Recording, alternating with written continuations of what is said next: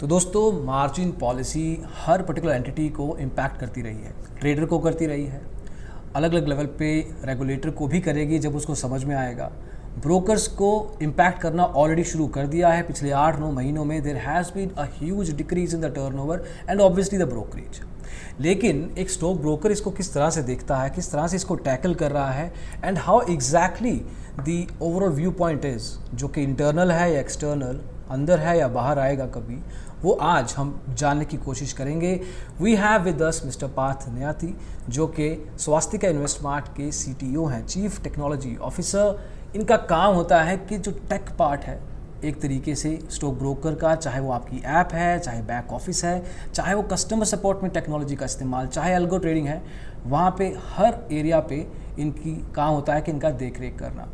Obviously Swastika Investmart has been around for few years. 29 years का इनका legacy है। 1992 में ब्रोकर आया था मार्केट में।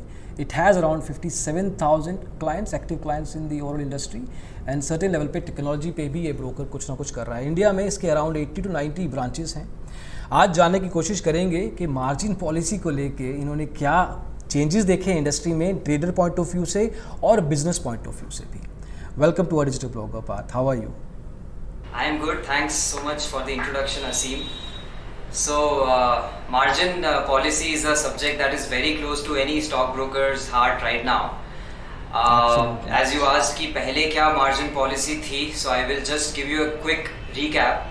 So, prior to the new rules that were introduced, इसके पहले जो stocks में investment होते थे, जो delivery based या intraday stocks में trading होती थी, so उसमें there was no margin policy as such. It was up to the stockbroker कि when do they have to collect funds from the clients, and broker को 2 दिन का समय होता था after the trade had been executed to give the funds to the stock exchange.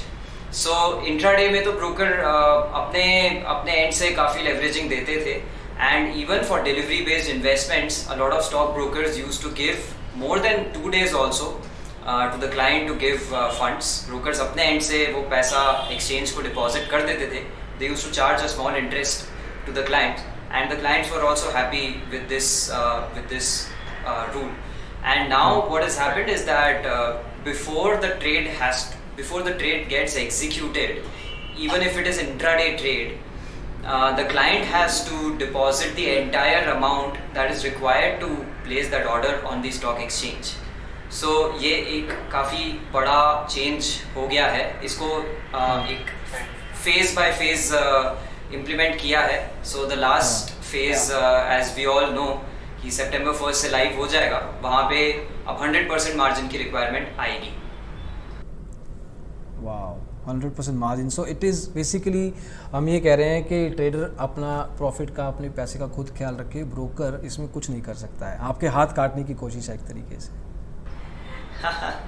So SEBI के intentions हमेशा I would say अच्छे ही रहते हैं। They are probably in the best interest of the end users, of the investors. But कुछ चीज़ें ऐसी होती हैं जो कि इन्वेस्टर्स भी also want to take some risk, and the brokers also want to take some risk. So वहाँ पे ऐसा लगता है कि कुछ रूल्स में थोड़ा सा लेवी दिया जा सकता है। Not questioning SEBI's intentions over here, but business wise and trading wise, जो क्लाइंट को कम छोटे से अमाउंट पे ज़्यादा प्रॉफिट की चीज़ दिखती थी, that thing धीरे धीरे अभी ख़त्म हो गई है। चलो सेबी की बात बाद में करेंगे। पहले आप बताइए कि आप एज स्वास्तिका इन्वेस्टमार्ट, चलो अपन ने थोड़ा जेनरिक बात कर लिया कि stock broker, Swastika Investmart exactly पिछले साल इस रूल आने से पहले मार्जिन ट्रेडिंग का जो एक तरीके से प्रोविज़न था, वो किस तरह से ट्रेडर तक पहुंचा रहा था? इसके पहले हम लोग जैसे टेक्नोलॉजी में भी we are very margin thing is very highly integrated in our technology. जो हमारी नई मोबाइल ऐप है स्वास्तिका जस्ट ट्रेड 2.0, उसमें भी हमने मार्जिन का डिस्प्ले जो रखा था, that is on the order level. जब ऑर्डर आप प्लेस कर रहे हो उस टाइम पे कितना मार्जिन लग रहा है, we use to give that information वहीं पे ही।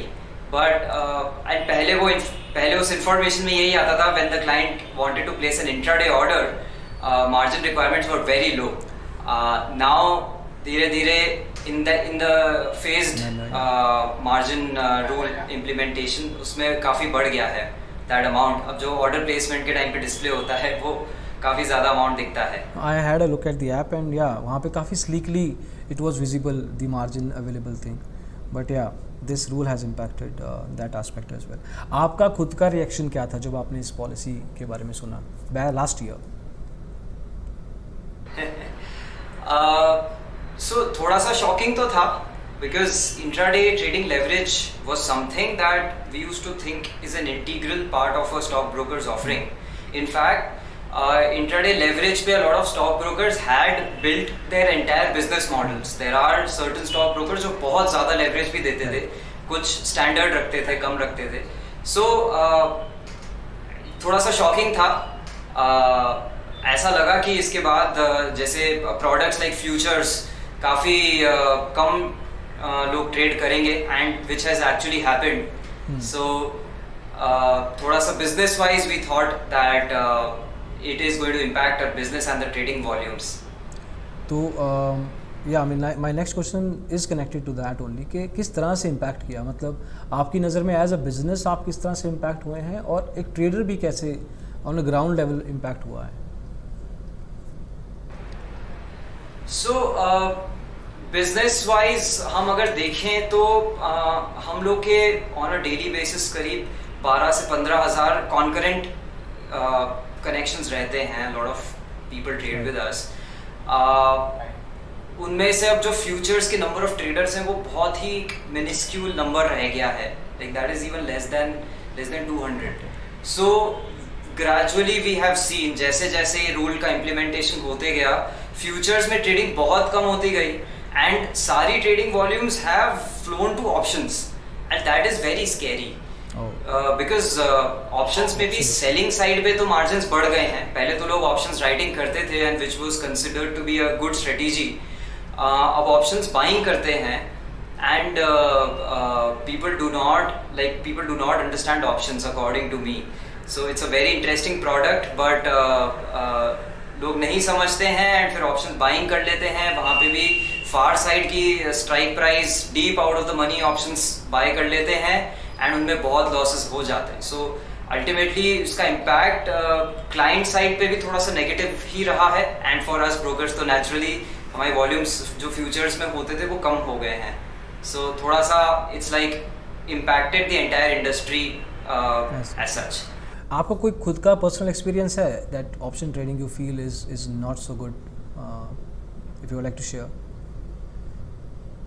I'll give you a very interesting example. So my 20-something cousin one day called me up and asked me कि मेरे को options trading करनी है. I was shocked कि this person who does not even earn, to meet their own expenses, options has become so fashionable. Exactly. That every regular person, not just a regular trader, a regular person who should be doing SIPs, who should be doing long-term investments, is also thinking about is buying options, and that is a very, very scary prospect. We see on a monthly basis a lot of clients who do not trade with a strategy.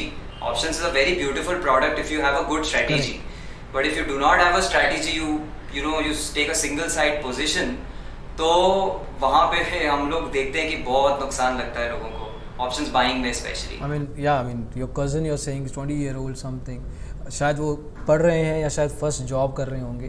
तो this is a good profile. अगर हम normal Indian एक trader की बात भी करें वो भी इसी एज रेंज के होते हैं और अगर वो ऑप्शन ट्रेडिंग कर रहे हैं तो I kind of agree with you. It's a risky place to stay यार. आप जब अभी आपकी team must be opening new accounts and everything, तो is option trading coming up as like कि हाँ हमें ऑप्शन ट्रेडिंग करना है या अभी इतना नहीं है वो चीज़? काफ़ी हाई इंटरेस्ट है इनफैक्ट. अच्छा. हमारी भी जो मोबाइल ऐप है उसमें भी we give out option strategies. People demand for option strategies. So काफ़ी हाई इंटरेस्ट है. काफ़ी लोग हमारे जो डीलिंग टीम है, जो हमारे रिलेशनशिप मैनेजमेंट की टीम है, काफ़ी ज़्यादा लोग सवाल भी पूछते हैं, हमारी रिसर्च टीम से भी कनेक्टेड रहते हैं. सो अभी सारा interest is coming into options. But as you saying it is risky, so my next question would be कि इसमें रिस्क मैनेजमेंट कैसा रहेगा? मतलब नॉर्मली एक ट्रेडर को अगर ऑप्शन ट्रेडिंग में मूव हो रहा है वो, तो इंडस्ट्री पर्सपेक्टिव से like from an expert point of view आपको क्या लगता है कि what could be the risk management technique from there? So इसको मैं थोड़ा सा पीछे ले जाता हूँ टू द टाइम्स जहाँ पे leveraging was freely allowed. So brokers के एंड पे जो रिस्क मैनेजमेंट टूल्स हैं, दीज आर प्रिटी इवॉल्व्ड, बहुत ही सोफिस्टिकेटेड और बहुत सालों से जो इंसिडेंट्स देखते हुए जो टूल्स बनाए हुए हैं. Most of the stock brokers use such tools. So जैसे एक सिंपल सा रूल था कि सपोज देयर वाज इंट्राडे में 10 टाइम्स की लिमिट है, मतलब कि 100 रुपए का ऑर्डर पंच इन करने के लिए आपको 10 रुपए रिक्वायर्ड है. एक छोटा सा एग्जाम्पल है. So brokers use to give the additional 90 rupees, अपने एंड से वो ब्लॉक करा लेते थे, 10 रुपए कस्टमर का है.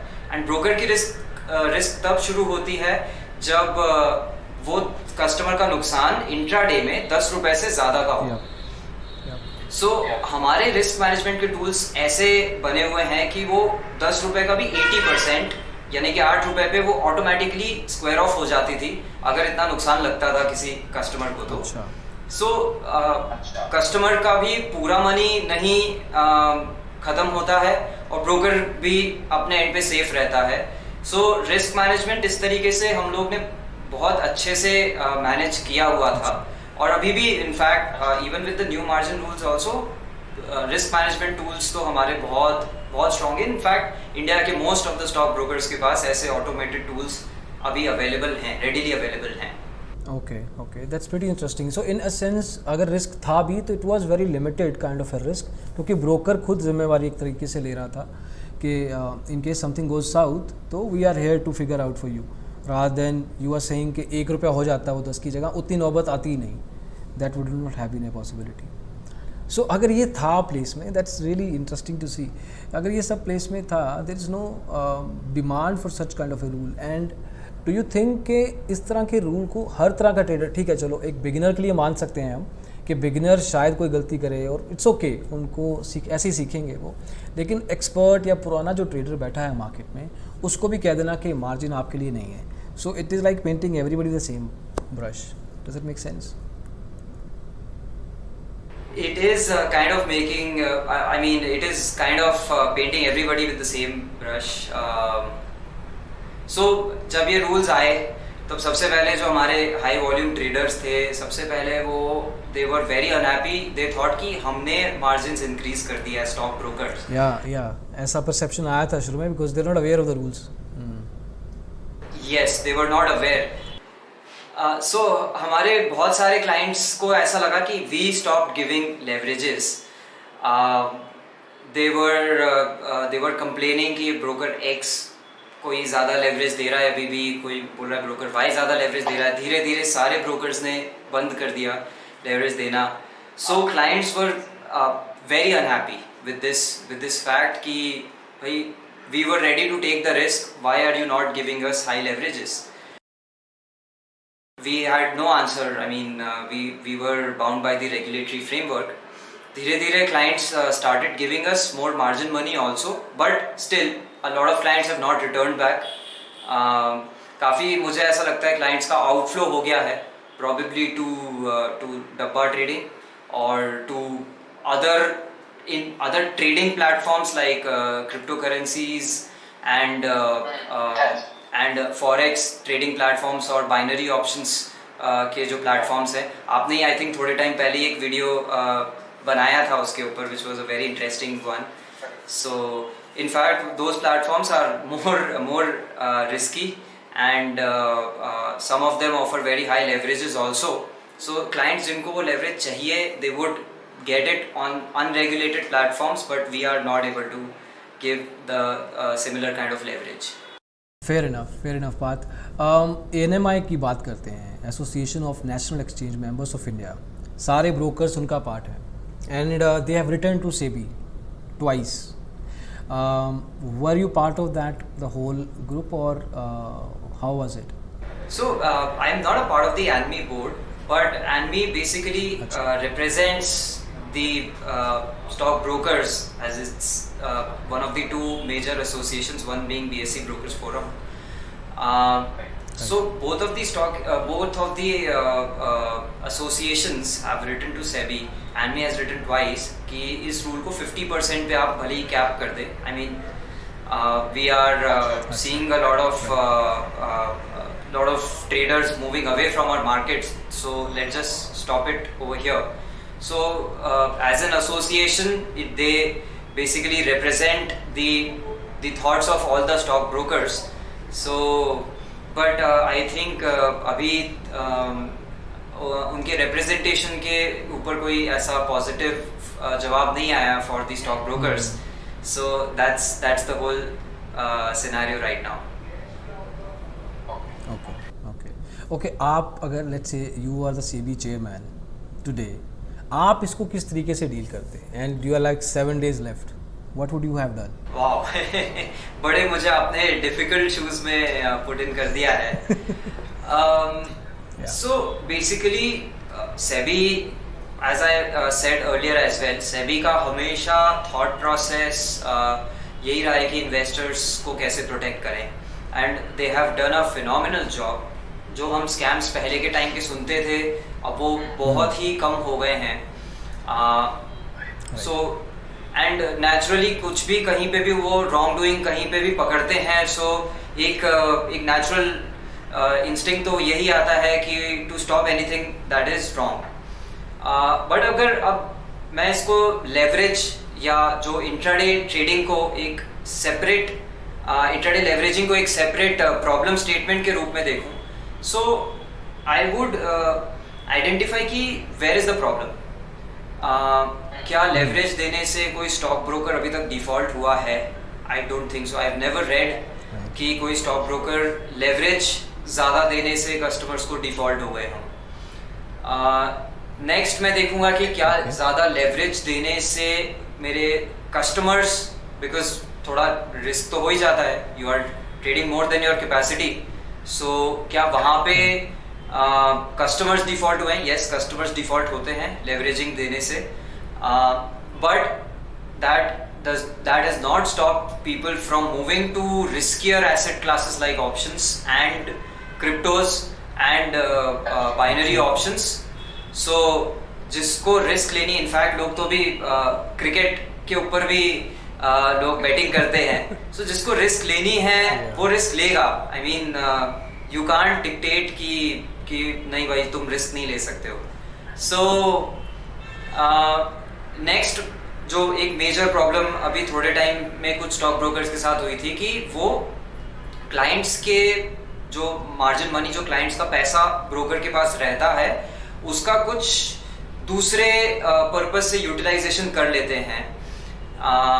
जैसे कि एक क्लाइंट के पैसे से दूसरे क्लाइंट को लेवरेज दे दिया, कुछ इस तरीके से कुछ एक्टिविटीज कुछ ब्रोकर्स करते थे पहले.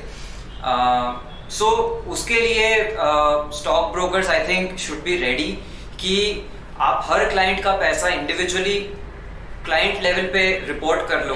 एंड जिस क्लाइंट को ब्रोकर ने खुद ने अपने फंड से लेवरेज दिया है वो भी अलग से रिपोर्ट किया जा सकता है कि क्लाइंट ए को कितना लेवरेज ब्रोकर ने खुद के फंड से दिया है, उस फंड का सोर्स क्या है, कहीं से डेट लिया है या खुद के जो बैंक बैलेंस है ब्रोकर का उससे क्लाइंट को वो पैसा दिया है. So I think if the broker can report it, I think it is easy to report. इतना difficult नहीं है with the technology that we have. So वो problem भी solve हो जाता है. और चौथी चीज़ जो probably जिसके लिए शायद सेबी ये रूल लाया कि यही client के पैसे का utilization कहीं और कर लेते हैं, so वो एक अलग ही matter था. That was client's money being utilized to invest in real estate in an illiquid asset class. उसका लेवरेजिंग से कोई I don't think there was any correlation over there. So उस चीज को स्टॉप करने के लिए brokers had to report all the clients monies that they had, and उसी के चक्कर में ये लेवरेजिंग वाली चीज भी आ गई that we have to report कि ट्रेड करने के पहले किस क्लाइंट को कितना पैसा रिक्वायर्ड है, वो पैसा था कि नहीं था. एंड नहीं था तो फिर देन उसको ट्रेड नहीं करने देना चाहिए था. सो इसको मैं ऐसे ब्रेक डाउन करके देखता तो leveraging was not the problem according to me. I think इस पे बहुत डिबेट किया जा सकता है एंड बहुत सारे इस पे थॉट्स आ सकते हैं and I will be very happy to listen to other thoughts as well, but these are my thoughts, my personal thoughts. But I think Parth, ये these are factual points. I mean इसमें this is less of an opinion, more of the information that's out there. And honestly पता नहीं है किसी को या कोई बता नहीं रहा है जैसे आप बता रहे हो. This is not a subjective thing that is coming out of you. या सो अब कोई लेवरेज ज़्यादा देर से ब्रोकर डिफॉल्ट की स्टोरी मैंने नहीं पढ़ी है. So I exactly. एंड जो हमारे रिस्क मैनेजमेंट सिस्टम्स हैं बहुत रोबस्ट हैं कि जैसा मैंने बताया 80% के ऊपर अपने आप ही ऑटोमेटिक स्क्वायर ऑफ हो जाता है.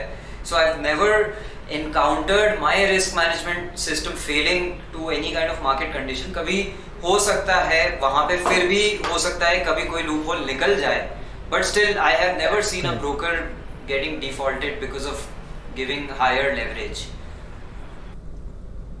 That's kind of you of actually saying that, क्योंकि बहुत सारे ब्रोकर्स बोल ही नहीं पा रहे हैं. एंड एटलीस्ट ये तो है कि जो फैक्ट हैं वो बाहर तो आने चाहिए. तो if you are honestly the SEBI chairman, most of the Indians intraday traders would have loved to have you instead of Mr. Ajay Tyagi. Parth Niyati would have been a far better substitution. Mr. Tyagi has done a very commendable job. No, I'm being joking here. So okay, now coming back to you as a business, Swastika InvestMart. So this is at 75%. अभी 75% पे पहुंच गया है और कुछ घंटों में, कुछ दिनों में ये 100% मार्जिन पे पहुंच जाएगा. Now margin will not be a USP for anyone, so this is now a rule. तो उस तरीके से जो आपका डिफरेंशिएशन था, जो आपका इंट्राडे ट्रेडर्स को आपकी सेल्स टीम या आपकी रिसर्च टीम टिप्स देती थी, उसके बाद ट्रेडिंग करवाते थे तो अच्छा खासा टर्नओवर होता था. And this is not just about you, any broker जो कि कन्वेंशनली मार्केट में एक्सपीरियंस के साथ है, and there is a reason they been existed for a while.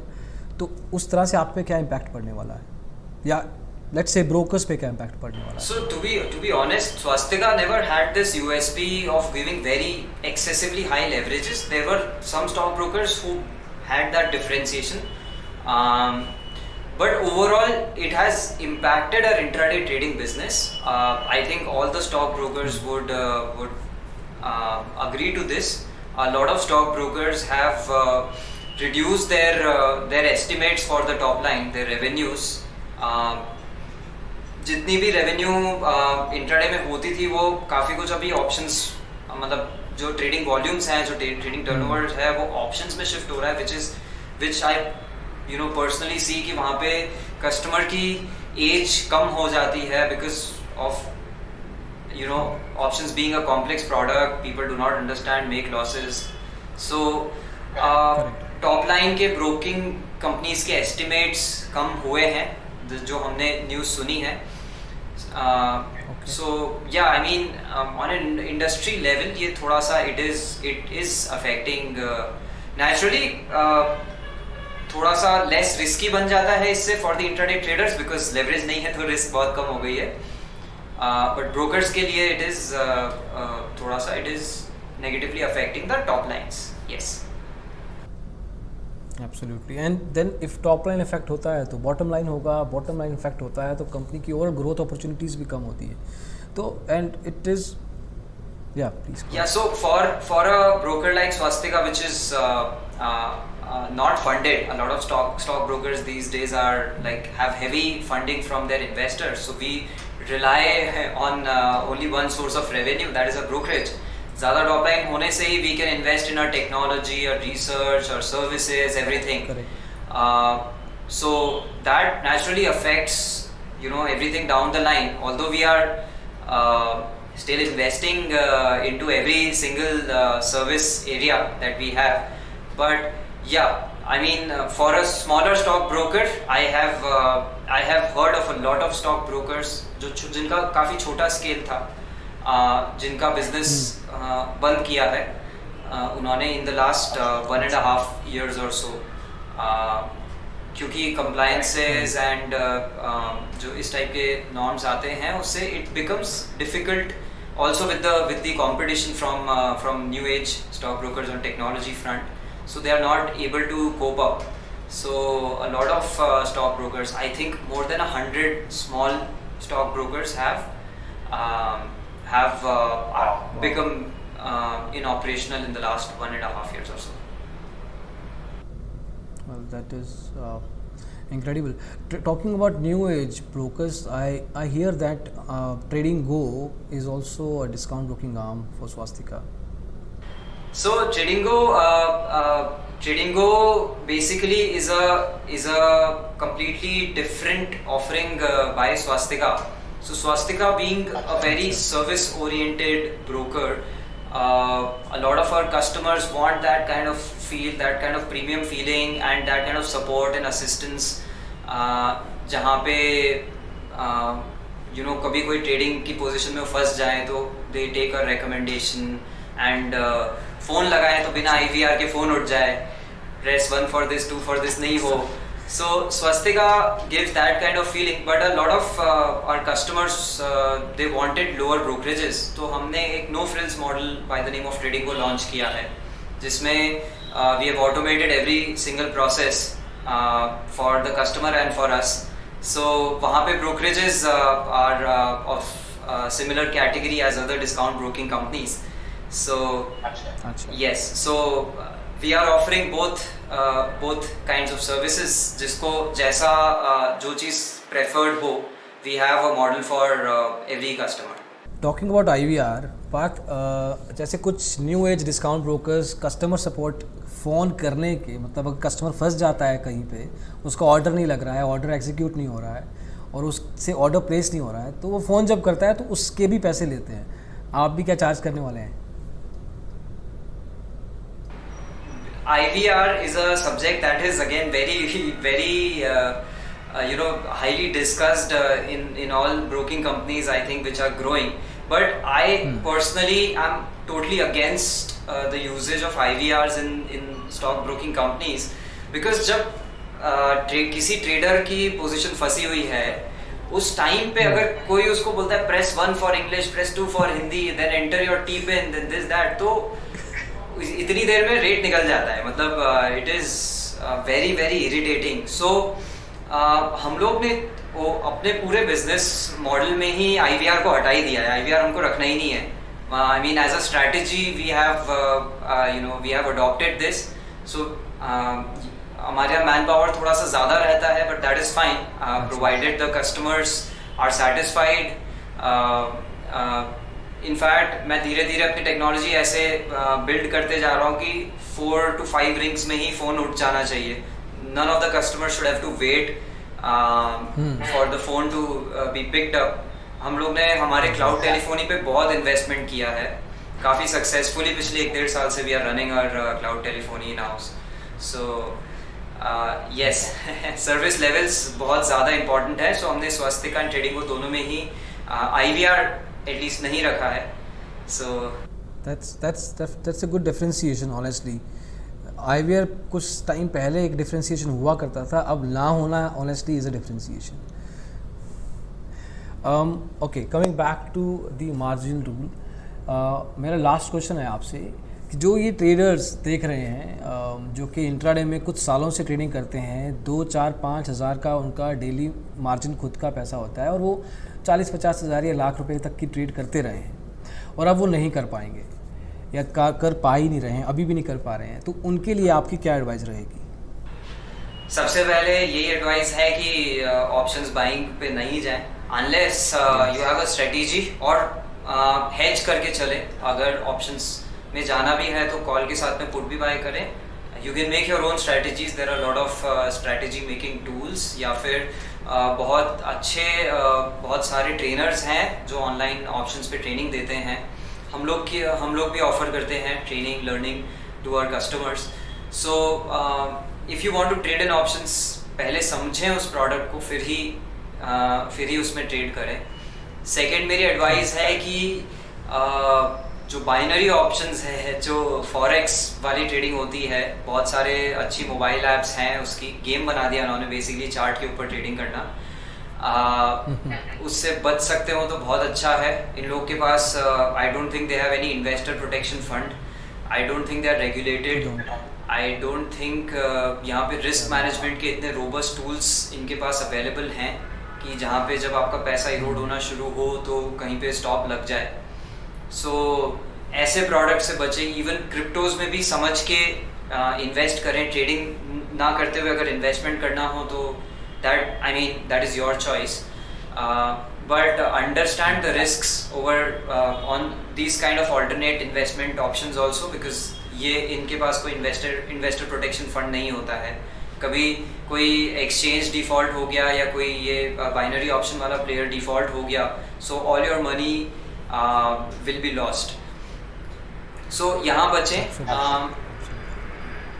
जो इसके अलावा स्टॉक्स के अंदर do not pick penny stocks even for for intraday trading. ऐसा लगता है छोटे रेट का स्टॉक होगा तो आप उस पर ट्रेडिंग कर सकते हैं, बट पेनी स्टॉक्स बहुत रिस्की होते हैं। कहीं पे भी ऊपर की साइड नीचे की साइड कभी भी सर्किट लग जाते हैं वहाँ पे, तो कोई भी रिस्क मैनेजमेंट सिस्टम फिर वहाँ पे वर्क नहीं कर सकता है। सो जो पहले भी हम लेवरेजेस देते थे, हम पेनी स्टॉक्स के ऊपर कभी भी लेवरेज नहीं देते थे। Those were always given on some of the highest quality stocks, जो top 100-200 stocks है उसी के ऊपर ही leverage most of the stock brokers used to give.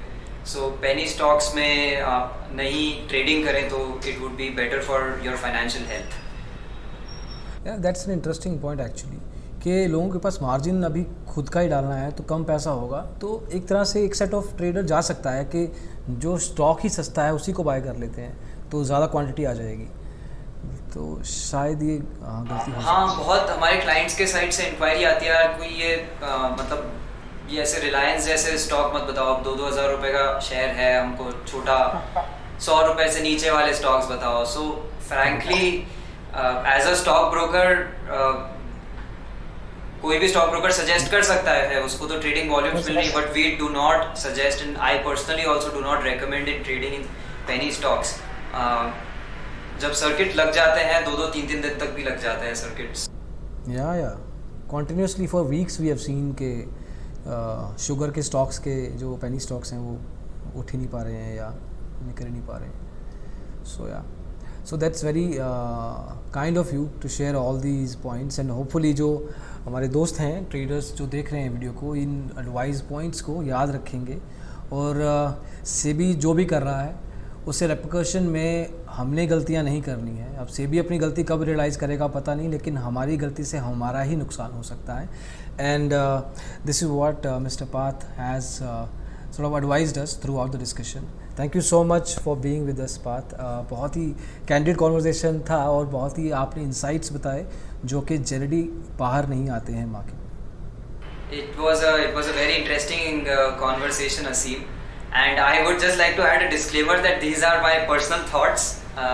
जो भी facts है वो मैंने खुद से ही research किए हैं, so they do not represent my company or any stock brokers association also.